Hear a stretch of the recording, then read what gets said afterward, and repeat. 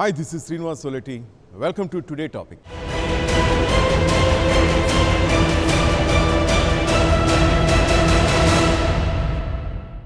రాజకీయాలు సెలబ్రిటీలకు అవినాభావ సంబంధం ఉంది.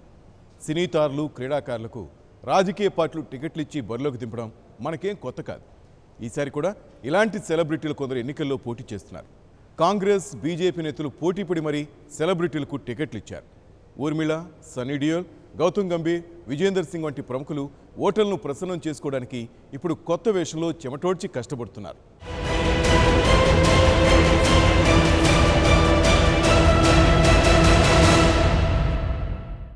ఊర్మిళ మటోండ్కర్ బాలీవుడ్ అందాల నటిగానే కాదు, తెలుగులోనూ అనేక సక్సెస్ఫుల్ సినిమాలో నటించిన హీరోయిన్గా మనకు సుపరిచితమే. రామ్ గోపాల్ వర్మ సినిమా రంగీలాతో ఊర్మిళ సినీ కెరీర్ రాకెట్లా దూసుకుపోయింది. 45 ఏళ్ల ఊర్మిళ ఇప్పుడు రాజకీయ నేతగా మారారు. మార్చి 27న ముంబైలో ఆమె కాంగ్రెస్ పార్టీలో చేరి టికెట్ పొందారు. ఉత్తర ముంబై నుంచి పోటీ చేస్తున్నారు. ఇప్పటి వరకు రాజకీయాలు తెలియని ఆమె ఇప్పుడు కాంగ్రెస్ పార్టీ గొప్పతనాన్ని వివరిస్తున్నారు. ప్రధాని నరేంద్ర మోదీ సహా ప్రత్యర్థి పార్టీల నాయకులను విమర్శిస్తున్నారు. ప్రచారంలో దూసుకుపోతున్నారు.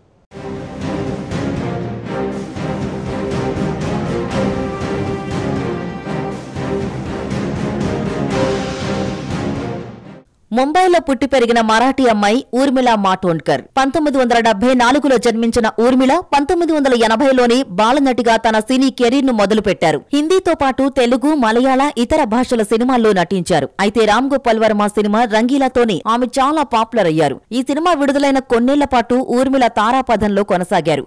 అంతం, గాయం తదితర తెలుగు సినిమాల్లో కూడా ఆమె నటించారు. 2016లో ఓ కాశ్మీరీ వ్యాపారిని పెళ్లి చేసుకున్నారు.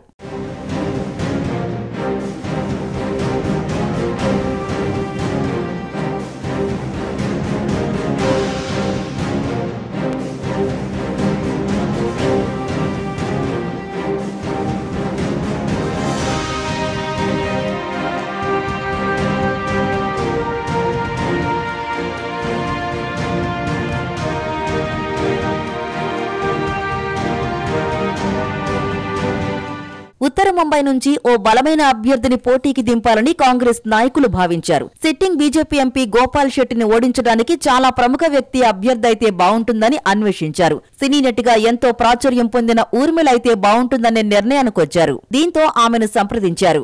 అనుకోకుండా కాంగ్రెస్ అభ్యర్థిత్వం ఇస్తామంటే కాదనడం ఎందుకనుకున్నారేమో. ఆ పార్టీలో చేరడానికి ఊర్మిళ అంగీకరించారు. అలా ఆమె రాజకీయ నాయకురాలిగా మారారు.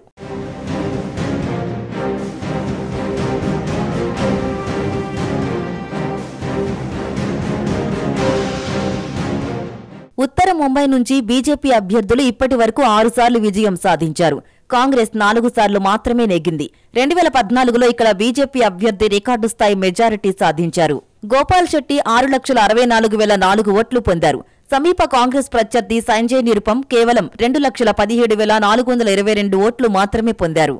ఆనాటి సిట్టింగ్ ఎంపీ సంజయ్ నిరుపంపై బీజేపీ అభ్యర్థి గోపాల్ శెట్టి 4,46,582 ఓట్ల భారీ మెజారిటీతో ఘన విజయం సాధించారు.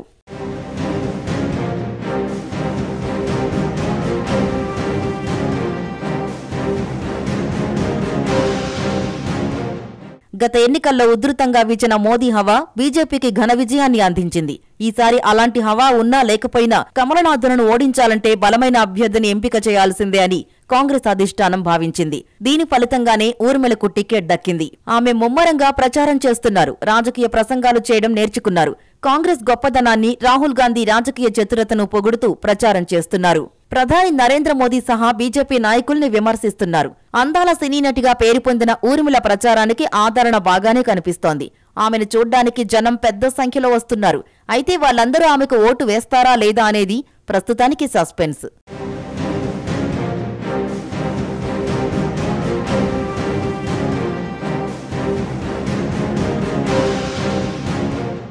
ఇక దేశ రాజధాని ఢిల్లీలో 2 ప్రముఖ క్రీడాకారులు ఎన్నికల బరిలోకి దిగారు.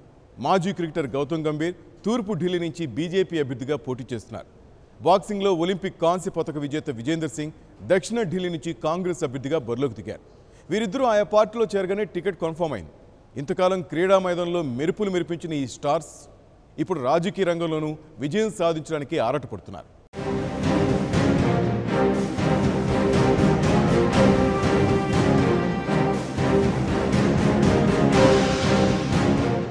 ఢిల్లీలో ఓ వ్యాపార కుటుంబంలో పుట్టి పెరిగిన గౌతమ్ గంభీర్ ఒకప్పుడు సక్సెస్ఫుల్ క్రికెటర్. 2003 నుంచి 2018 వరకు భారత్ తరపున ఆడాడు. బ్యాటింగ్లో ఎన్నోసార్లు మెరుపులు మెరిపించాడు. 58 టెస్టులు, 147 వన్డేలు, 37 టీ20 మ్యాచులాడాడు. తర్వాత అతడి ఆటలో పస తగ్గడంతో జట్టులో స్థానం దక్కలేదు.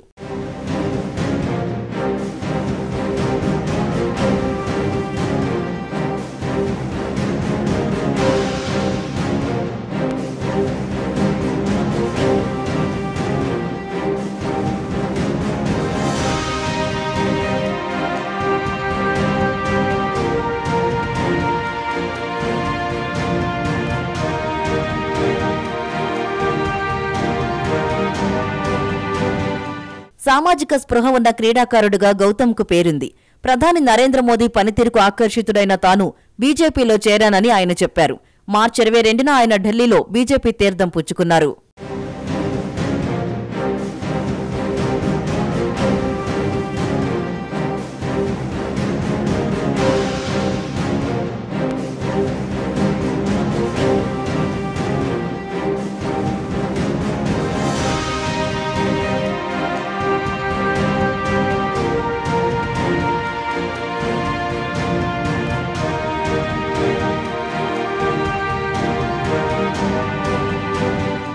పార్టీలో చేరగానే ఆయనకు తూర్పు ఢిల్లీ టికెట్ను బీజేపీ ఖరారు చేసింది. మంగళవారం నాడు ఢిల్లీలో ఆయన భారీ రోడ్ షో నిర్వహించారు. అట్టహాసంగా నామినేషన్ దాఖలు చేశారు. గత ఎన్నికల్లో బీజేపీ విజయం సాధించిన తూర్పు ఢిల్లీలో తన గెలుపు నల్లేరుపై నడకంటున్నారు గౌతమ్. ప్రధాని మోదీ పాపులారిటీయే తనకు కొండంత అండా అని చెప్తున్నారు. నియోజకవర్గ ప్రజల ఆకాంక్షలు నెరవేరుస్తానని, మోదీ బాటలో నడుస్తానని చెప్తూ ఆయన ప్రచారం కొనసాగిస్తున్నారు.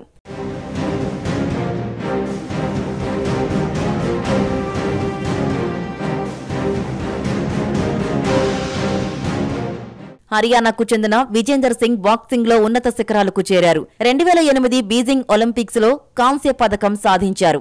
ఆసియా క్రీడల్లో ఒక స్వర్ణ పథకం, ఒక కాంస్య పథకం గెలుచుకున్నారు.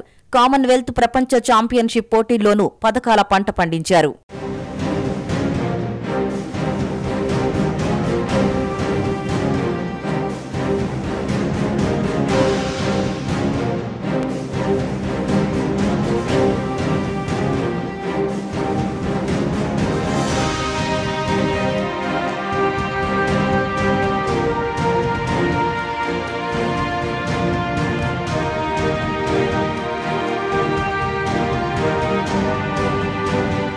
క్రికెటర్ల వలె దేశవ్యాప్తంగా పాపులర్ కాకపోయినా ఢిల్లీ, హర్యానా ప్రజలకు విజేందర్ సుపరిచితుడే.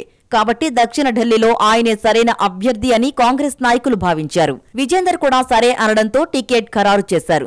2014 ఎన్నికల్లో ఢిల్లీలోని మొత్తం 7 సీట్లను బీజేపీ గెలుచుకుంది. ఈసారి వీలైనన్ని ఎక్కువ సీట్లు గెలవడానికి కాంగ్రెస్ నేతలు వ్యూహాలు పన్నుతున్నారు. విజేందర్ రూపంలో ఒక సీటు తమ ఖాతాలో పడుతుందనేది కాంగ్రెస్ నేతల అంచనా.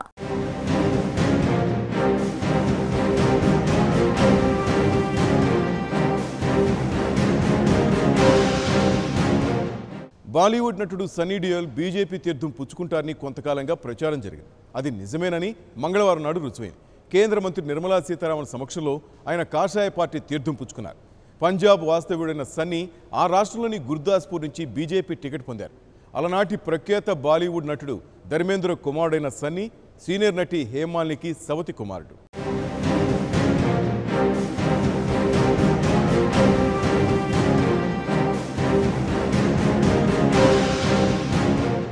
పంజాబ్కు చెందిన సన్నీ డియోల్ హీరో ధర్మేంద్ర తనయుడుగా బాలీవుడ్లో పెద్దగా కష్టపడకుండానే అవకాశం పొందారు. 1983లో విడుదలైన బేతాబ్ సినిమాతో ఆయన సినీ కెరీర్ మొదలైంది. తొలి సినిమానే సూపర్ హిట్ కావడంతో ఆ తర్వాత అవకాశాలు వెతుక్కుంటూ వచ్చాయి. ఆ తర్వాత అనేక సూపర్ డూపర్ హిట్ సినిమాల్లో నటించారు. సినిమాల్లో నటించడం తగ్గిన తర్వాత రాజకీయ రంగం వైపు మళ్లారు. మంగళవారం నాడు బీజేపీలో చేరారు.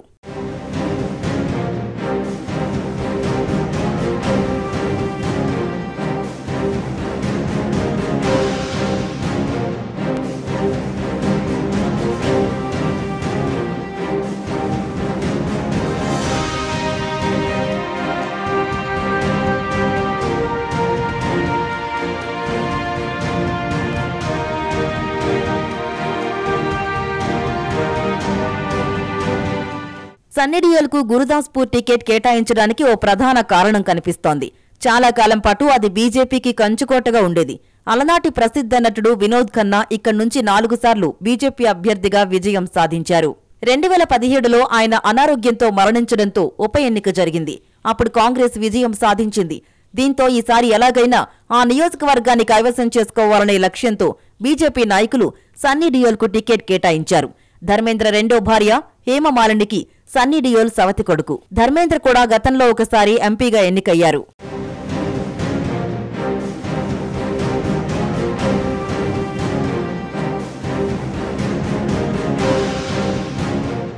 ఒకే కుటుంబానికి చెందిన 3 సినీ ప్రముఖులకు బీజేపీ టికెట్ దక్కడం అరుదైన విషయం. సాధారణంగా వారసత్వ రాజకీయాలకు దూరం అని చెప్పే బీజేపీ నాయకులు ధర్మేంద్రతో పాటు ఆయన రెండో భార్యకు కుమారుడికి టికెట్ ఇవ్వడం విశేషం. డ్రీమ్ గర్ల్ గా పేరు పొందిన హేమమాలిని ఈసారి కూడా యూపీలోని మధుర నుంచి పోటీ చేశారు.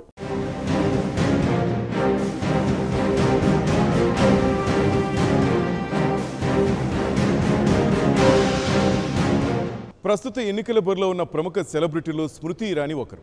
ఒకప్పుడు మిస్ ఇండియా కావాలని పోటీ పడినా ఆ టైటిల్ను పొందలేకపోయారు. ఆ తర్వాత టీవీ సీరియల్స్, సినిమా నటిగా ఆమె ఎంతో పాపులర్ అయ్యారు. 2003లో బీజేపీలో చేరిన తర్వాత ఆమె జీవితమే మారిపోయింది. ఏ అంశం మీదనైనా అనర్గళంగా మాట్లాడే చాతుర్యం ఆమెను ఎంపీని చేసింది. కేంద్ర మంత్రి పదవి కూడా దక్కింది.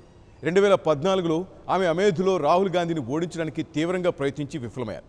ఇప్పుడు మరోసారి అదే నియోజకవర్గంలో రాహుల్కు సవాల్ చేస్తున్నారు.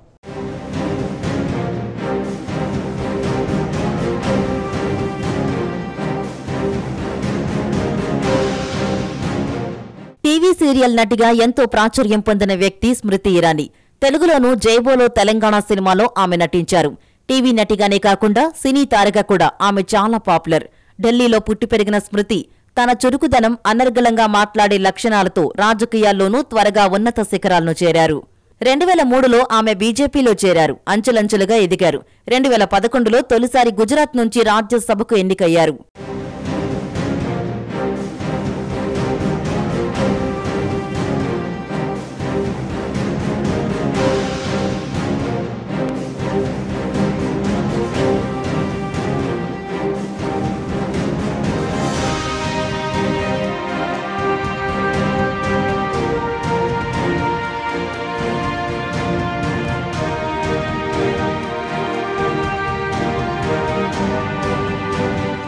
రెండు 2014 లోక్సభ ఎన్నికల సమయంలో స్మృతి దేశవ్యాప్తంగా అందరి దృష్టిని ఆకర్షించారు. ఆ ఎన్నికల్లో ఆమె యూపీలోని అమేథీ నుంచి పోటీ చేశారు. కాంగ్రెస్ అధ్యక్షుడు రాహుల్ గాంధీని ఢీకొట్టారు. రాహుల్ను ఓడించడమే లక్ష్యంగా ముమ్మరంగా ప్రచారం చేశారు. ఆయన్ని ఓడించి తీరుతానంటూ సవాల్ చేశారు.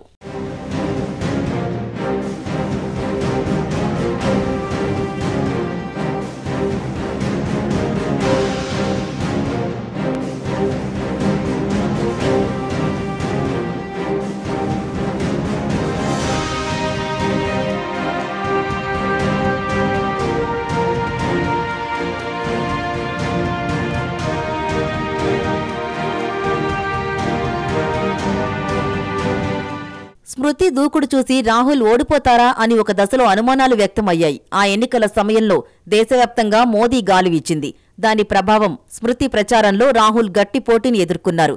సర్వశక్తులు ఒడ్డి పోరాడారు. గతంలో కంటే ఎక్కువగా అమేథీలో ప్రచారం చేశారు.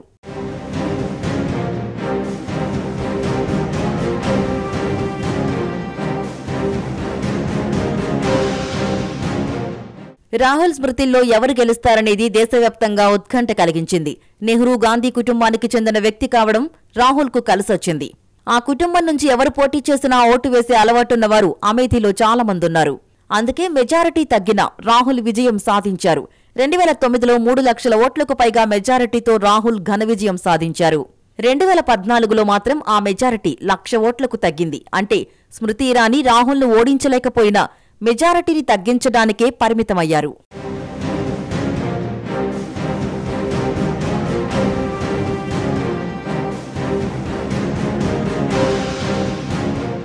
ఈసారి మాత్రం రాహుల్ను ఓడిస్తారని శపథం చేసి బరిలోకి దిగారు స్మృతి ఇరానీ. అనూహ్యంగా కేరళలోని వైనాడ్ నుంచి కూడా పోటీ చేయాలని రాహుల్ గాంధీ నిర్ణయించడం ఆమెకు కొత్త అస్త్రాన్ని ఇచ్చినట్టయింది. అమేథీలో తన చేతిలో ఓడిపోతాననే భయంతోనే రాహుల్ వైనాడ్కు పారిపోయారని స్మృతి ఆరోపించారు. ఆమె ఎన్నికల ప్రచారంలో ఇదే ముఖ్యాంశంగా మారింది. రాహుల్ ఓడిపోబోతున్నారని, వైనాడ్కే పరిమితమవుతారని ఆమె చెప్తున్నారు. ఓడిపోయే రాహుల్కు ఓటు వేయిద్దని ప్రచారం చేస్తూ ప్రజల్ని ఆలోచింపచేస్తున్నారు. అమేథీని అభివృద్ధి చేసింది తానే అని, రాహుల్ చేసిందేమీ లేదని ఆమె చెప్తున్నారు.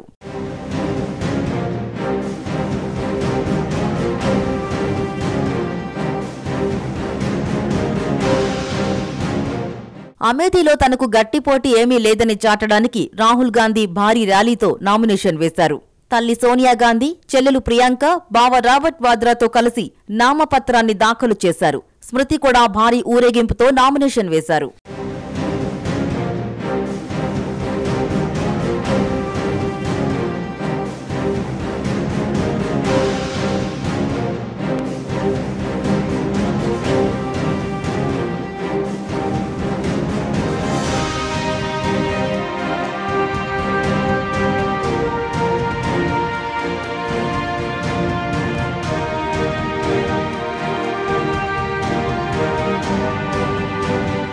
రెండు 2014 ఎన్నికల్లో ఓడిపోయిన తర్వాత కూడా స్మృతి ఇరానీ అమేథీపై ప్రత్యేక దృష్టి పెట్టారు.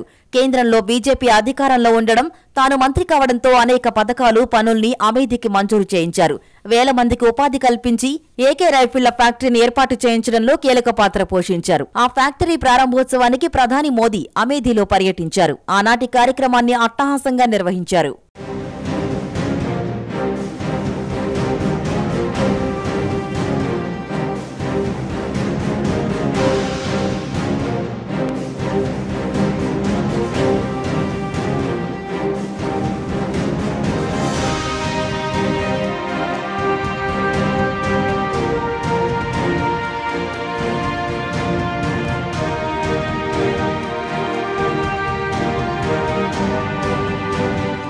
యూపీలో బీజేపీ ప్రభుత్వం ఏర్పడిన తర్వాత రాష్ట్ర ప్రభుత్వ పరంగానూ పనులు చేయించడానికి స్మృతి ప్రయత్నించారు. అభివృద్ధి పనుల ద్వారా అమేథీ ప్రజలకు చేరువ కావాలని ఆరాటపడ్డారు. రాహుల్ గాంధీ 2014లో గెలిచినా పట్టించుకోలేదని, తాను మాత్రం అమేథీ అభివృద్ధి కోసం పనిచేశానని ఆమె చెప్తున్నారు. దీంతో ఈ ఎన్నిక ఫలితం ఎలా ఉంటుంది అనేది ఉత్కంఠ కలిగిస్తోంది.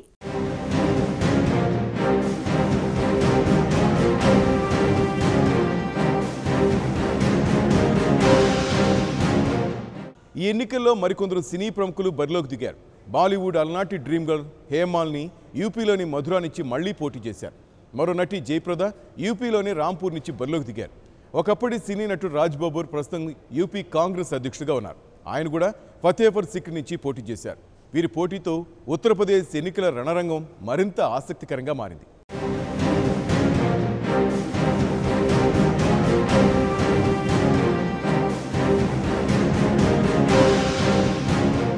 దేశం మొత్తం మీద ఎక్కువ లోక్సభ సీట్లున్న రాష్ట్రం ఉత్తరప్రదేశ్. ఇక్కడ ఎక్కువ సీట్లను గెలుచుకున్న పార్టీకే కేంద్రంలో అధికారం దక్కే అవకాశం ఉంటుంది. అందుకే సెలబ్రిటీలకు టికెట్లు ఇచ్చే విషయంలోనూ యూపీకి గణనీయమైన ట్రాక్ రికార్డే ఉంది. ఈ ఎన్నికల్లో పోటీకి దిగిన సెలబ్రిటీల్లో హేమమాలిని ఒకరు. ఆమె మధుర సిట్టింగ్ ఎంపీగా మరోసారి పోటీకి దిగారు. తనదైన శైలిలో ప్రచారం చేశారు.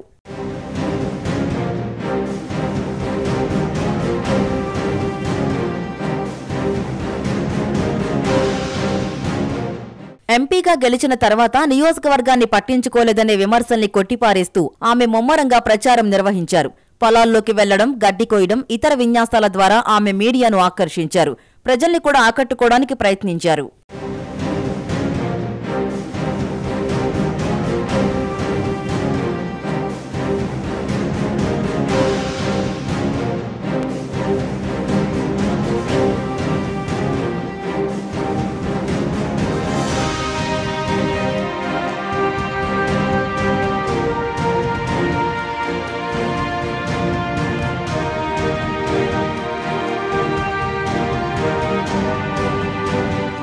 రెండు 2014లో బలంగా వీచిన మోదీ హవా హేమ విజయానికి ప్రధాన కారణమైంది. ఈసారి ఆమెపై కొంత వ్యతిరేకత కనిపించినా బీజేపీ అధిష్టానం మాత్రం మరోసారి టికెట్ ఇవ్వాలని నిర్ణయించింది. హేమమాలిని కూడా ఈసారి తీవ్రంగా శ్రమించారు. గతంలో కంటే ఎక్కువ ప్రచారం చేశారు.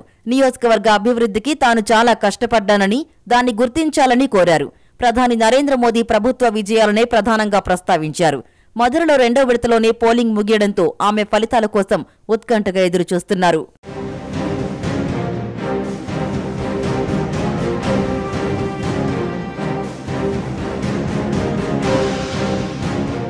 తెలుగుతో పాటు బాలీవుడ్ హీరోయిన్ గా ఎంతో ప్రాచుర్యం పొందిన జయప్రద ఈసారి బీజేపీ నుంచి పోటీ చేశారు. గతంలో సమాజ్వాదీ పార్టీ తరపున రాంపూర్ నుంచి ఆమె 2 సార్లు ఎంపీగా ఎన్నికయ్యారు. ఈసారి కూడా అక్కడి నుంచే పోటీ చేశారు. అయితే సమాజ్వాదీ ప్రత్యర్థి ఆజం ఖాన్ ఆమెను అవమానించేలా మాట్లాడడం కలకలం రేపింది.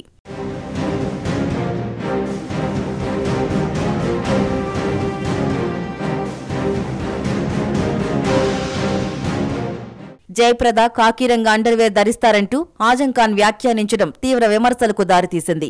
ఒక మహిళ పట్ల ఇంత అసభ్యంగా మాట్లాడడంపై చాలా మంది మహిళా నేతలు మండిపడ్డారు. జయప్రద ఈ వ్యాఖ్యకు తీవ్రస్థాయిలో కౌంటర్ ఇచ్చారు. అయినా ఎస్పీ నాయకులు మాత్రం ఆజంను పల్లెత్తు మాట అనలేదు.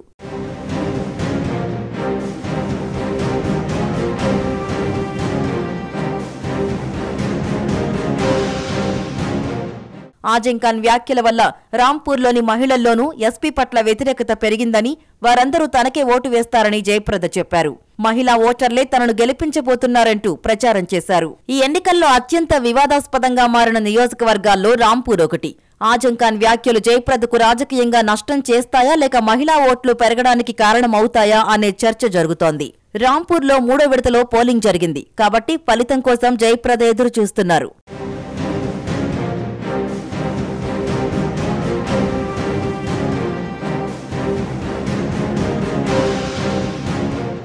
యూపీసీసీ అధ్యక్షుడు రాజ్ బబ్బర్ కూడా ఒకప్పుడు సినీ నటుడే. కాంగ్రెస్ లో చేరిన తర్వాత అంచెలంచెలుగా ఎదిగారు. యూపీలో పార్టీకి అధ్యక్షుడయ్యారు. ఆయన ఈసారి ఫతేపూర్ సిక్రీలో పోటీ చేశారు. అక్కడ కూడా పోలింగ్ ఇదివరకే ముగిసింది.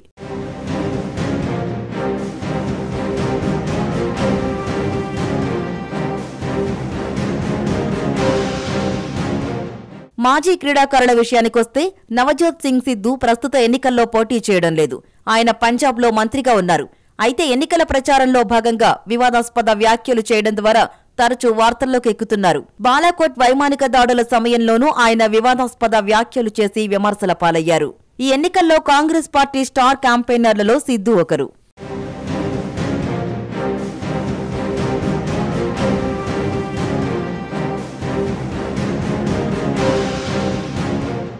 బాలీవుడ్ ప్రముఖ నటుడు అక్షయ్ కుమార్ కూడా తాజాగా రాజకీయ వార్తల్లో వ్యక్తిగా నిలిచారు. ఆయన ఏ పార్టీలోనూ చేరలేదు, పోటీ చేయడం లేదు.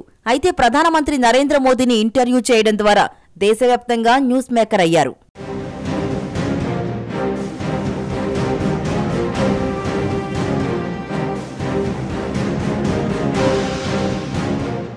అక్షయ్ కుమార్ బుధవారం నాడు ప్రధాని మోదీని ఇంటర్వ్యూ చేశారు. ప్రధానమంత్రిగా, అంతకుముందు ఆర్ఎస్ఎస్ ప్రచారకర్తగా, వ్యక్తిగత జీవితంతో పాటు అనేక అంశాలపైన ఆయన మోదీ నుంచి జవాబులు రాబట్టారు. मैंने ये सुना है जब मैं पिछली बारी आई थिंक पिछले साल मैंने ये सुना था कि जब आप गुजरात के सीएम से आप निकल के आप प्राइम मिनिस्टर जब बने थे तो आपकी जो जमा पूंजी थी आपके बैंक में करीबन 21 लाख रुपए थे और वो 21 लाख आपने अपने स्टाफ की बच्चियों के नाम पे एफडी या उनको बांट दिए थे. तो आज मैं जानना चाहूँगा, आप नहीं भी जवाब दे सकते हैं, आज आपका बैंक बैलेंस कितना है? कि जब मैं गुजरात से सीएम के रूप में निकला, वैसे मेरा कोई बैंक अकाउंट नहीं था. सीएम बनने के बाद एमएलए बना तो मेरा तनख्वाह आना शुरू हो गया. आपकी बैंक अकाउंट नहीं? उसके पहले नहीं था. अच्छा. हाँ, एक बचपन में निकाला था तो वो भी एक बड़ी लंबी कथा है. అక్షయ్ కుమార్ ప్రధాని మోదీని ఇంటర్వ్యూ చేసిన తీరు చాలా మందిని ఆకట్టుకుంది. ప్రస్తుత ఎన్నికల పర్వంలో మోస్ట్ ఇంట్రెస్టింగ్ అంశాల్లో ఇది కూడా ఒకటిగా నిలిచింది.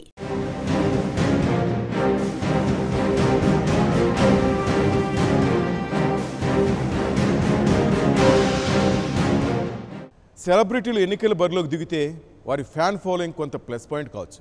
కానీ వీళ్ళు గెలిచిన తర్వాత కూడా తమకు సేవ చేస్తారని ప్రజలు నమ్మితేనే ఓటు వేస్తారు. అలా నమ్మకం కలిగించడం ద్వారా గెలిచేది ఎవరు, ప్రజల విశ్వాసం పొందలేక ఓడేది ఎవరు మే 23న తెలిసిపోతుంది.